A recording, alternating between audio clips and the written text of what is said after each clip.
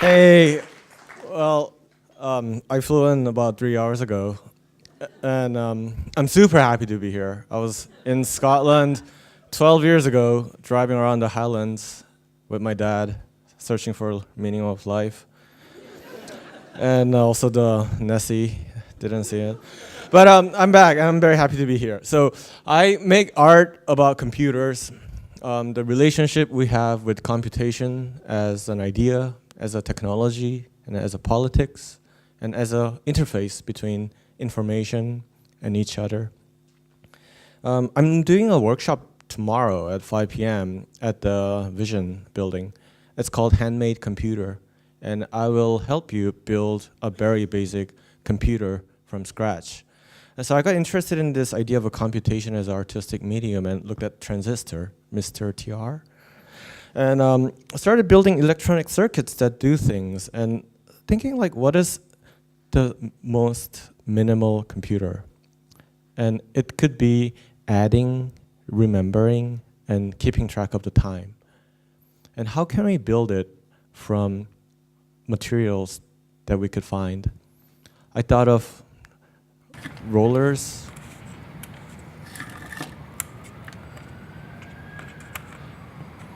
paper, but a lot of other people have thought of it before me, and they looked at transistors and electrical circuit as the ideal place to start. So this is a XOR gate. It's one of the logical gate, Boolean operation made with transistors.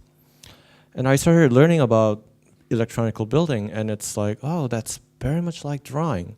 I studied fine art in college.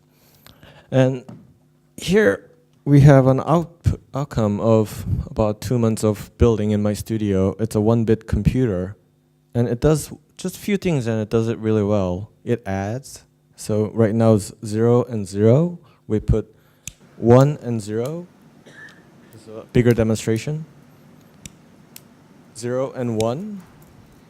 And when you have 1 and 1, it has 1, 0, which is 2 in binary numbers. It holds the data as well and keeps track of the time, which is the speed of the blinking light.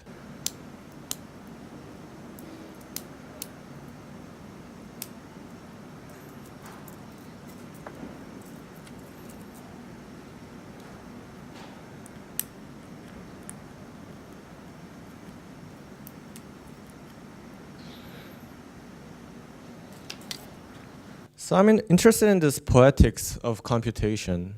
And what is poetry? What is poetics? Poetry is saying a lot of things with very little words. I got that from a kindergarten textbook. But poetics is also the productive power of the language. And it's the mechanics of words at play. And it's this incredibly powerful use of words that transfer our emotions, speak louder than any other long essays would do. So I started thinking, like, can we think of poetics inside of the machine? If we can demystify technology and write poetry with it, what would it look like? And in turn, if we start to change the machines, what would it look like? Would it be consumer electronics that we consume? Or can we make machines that communicate with birds?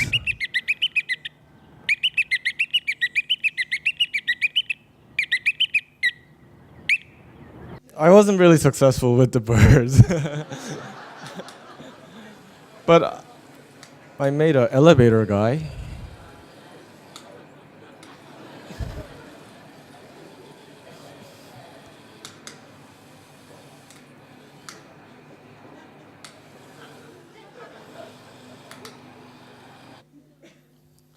And also I made a mechanical protester during Occupy Wall Street, because we weren't able to protest after December 11th, or I forgot the exact date.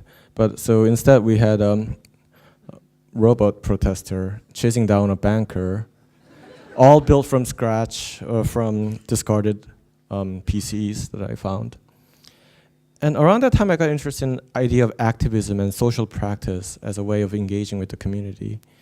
And with luck of finding a couple of friends who were equally interested in this idea of code and art, we started a school for poetic computation. It's been around 3 years. It's a very small program for about 10 to 15 students who come from all around the world. And it's a mix of engineers and artists, researchers.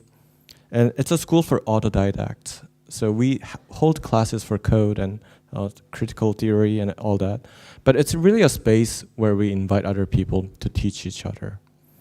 And I make tutorials of all the things that I make. This is mouse X and mouse Y. So the x-axis is the horizontal and the y is the vertical, as you know. So it's kind of like this alternate reality of the academia. I teach at universities as well, but we like to hold dinners and invite people for drinks, and it's the idea of this self-sustaining community of learning and teaching and making and doing. So instead of having strictly a maker or learner, we can communicate and we can build communities. I collaborate with many artists. This is Christine's son, Kim, who's a sound artist and who was born deaf. So she works with sound as a very tangible medium. And I've been creating devices for her and also making performances together. And I'd like to leave by saying that the founders of the school have a very contradictory idea of like, some of us say like, this is really easy, open source, we can do everything. And I'm always like, this stuff is really hard, but you can still do it.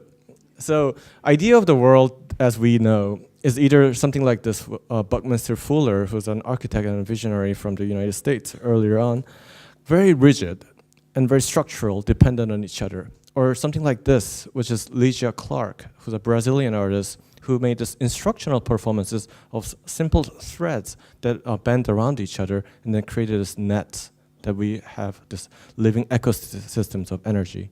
So maybe both or maybe one of those, but we'll see.